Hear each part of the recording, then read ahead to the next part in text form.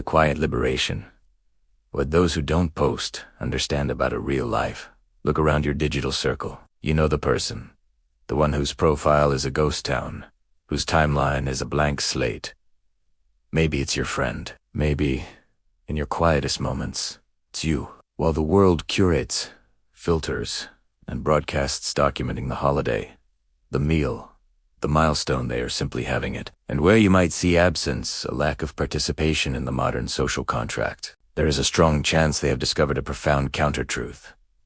The less you need to prove your life online, the more authentically you get to live it. This is not a manifesto against technology, but a closer examination of a conscious choice. It's about the growing number who have stepped off the stage, not out of fear, but out of a quiet, powerful understanding. Their silence is not a void. It is a space filled with a different kind of presence. The performance tax and the hesitation that reveals all to understand this choice begin with a simple when was the last time you posted on social media? Now, recall the last time you almost posted but stopped yourself. The gap, the hesitation between capture and shares, a tiny window into a vast psychological landscape. In that moment your brain executes a rapid, often unconscious, cost-benefit analysis.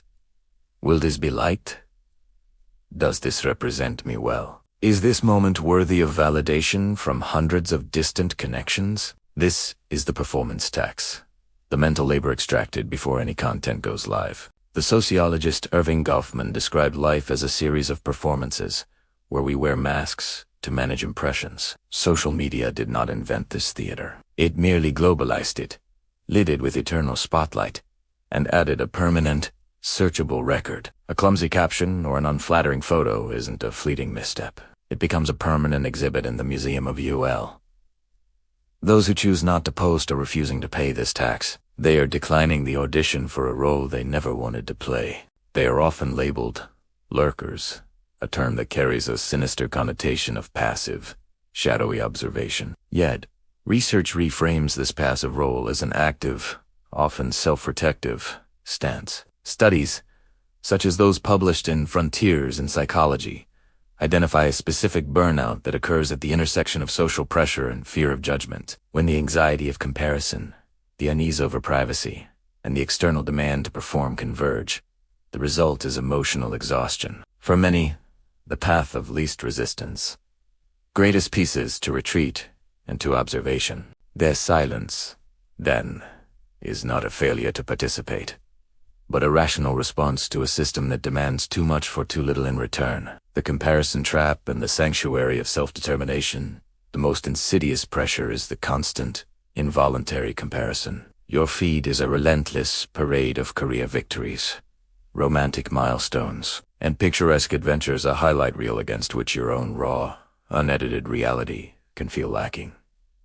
This comparison isn't just unhelpful, it's corrosive. Self-determination theory, a cornerstone of psychological research, posits that human well-being flourishes under conditions of autonomy, competence, and relatedness. Social media, in its current form, often undermines the first, autonomy. It replaces internal motivation with external validation, turning self-worth into a public metric measured in likes, shares, and comments. Those who abstain from posting are not opting out of society. They are fiercely protecting their autonomy. They are making a declarative statement.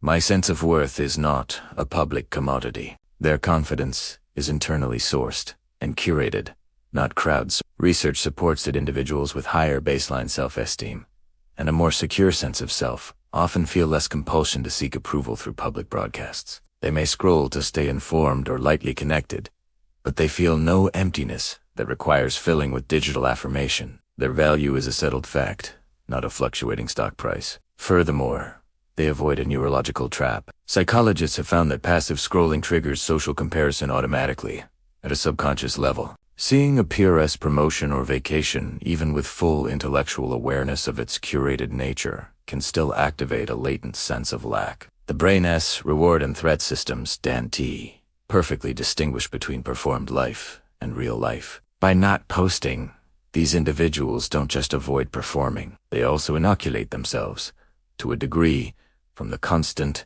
low-grade psychological threat of being measured against others' performances. They have seen that the game is inherently unbalanced and have chosen not to play. The loophole of pure consumption and the architecture of depth. This philosophy extends to a savvy curation of the entire digital ecosystem. Consider the person who will avidly watch a 3-hour documentary on YouTube, but has never created a TikTok or updated an Instagram story. They have discovered a critical loophole: the possibility of consumption without collateral social pressure. Platforms like YouTube are largely a one-way street of engagement. You can learn, laugh, and be entertained without the attendant anxiety of building a personal brand, maintaining a posting schedule, or facing the silent judgment of a declining follower count. It is a passive, guilt-free relationship with content, offering all the information and none of the identity-based performance. This preference for depth over breadth reshapes social architecture offline as well. A common observation is that those disengaged from personal broadcasting tend to cultivate fewer, but significantly deeper, friendships. They exchange the diffused network of followers for the intimate circle of confidants. They would rather have 5 people who truly know the texture of their life, its struggles, its mundane joys, its unphotographed moments than 500 who recognize only its carefully crafted facade. This instinct is empirically sound. Decades of happiness research consistently show that the quality of our close relationships is one of the strongest predictors of well-being, far outweighing the quantity of social contacts. 10 face-to-face conversations that meander and deepen hold infinitely more psychological nourishment than 1,000 emoji reactions. Do not, however, mistake their online quiet for disengagement or naivety. Often, these individuals are the most perceptive observers in the digital room. Freed from the labor of constructing their own narrative, they have the cognitive space to critically read others. They notice the subtle shifts.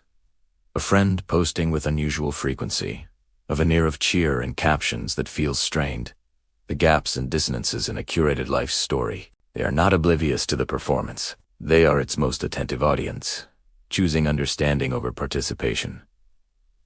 The power of private consciousness. This points to a foundational psychological shift. Scholars distinguish between public self-consciousness, a preoccupation with how one is perceived by others, and private self-consciousness, a reflective focus on one's own thoughts, feelings, and values. The culture of constant posting amplifies the former. The choice to not post is a deliberate cultivation of the latter. Instead of the perpetual external question, how will this look?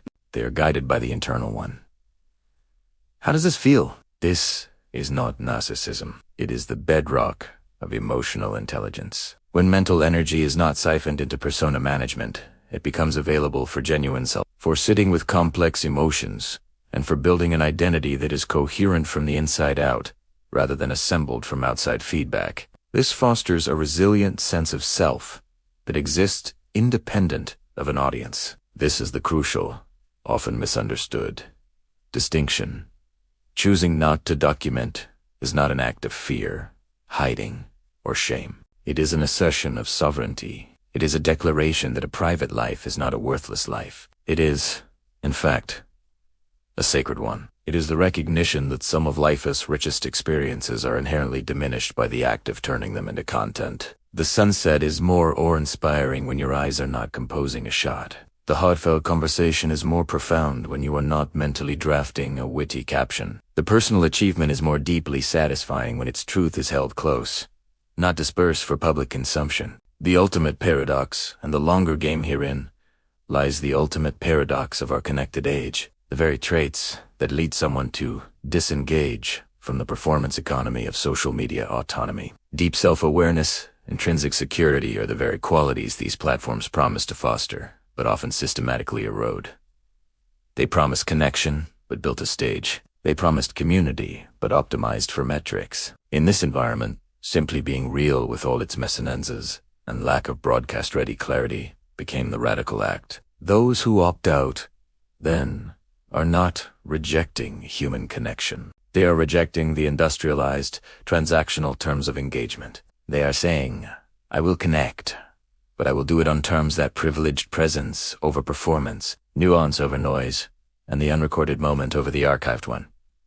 What if we have been reading the signals wrong? What if the people with the quietest digital footprints are not the ones who are losing, but the ones who are quietly winning a different game? What if prioritizing lived experience over documented evidence, depth over diffusion, and private reflection over public reaction isn't antisocial, but the ultimate form of self-respect in a noisy world? The answer's found not in their profiles, but in their presence. In the end, the quietest truth remains. No one wishes they had posted more, but a great many wish they had been more truly, fully, and undistractedly present for the fleeting, unphotographed beauty of a life being lived. The quiet ones aren't lurking in the shadows. They're living in the light, in the spaces the camera's gaze can never truly capture.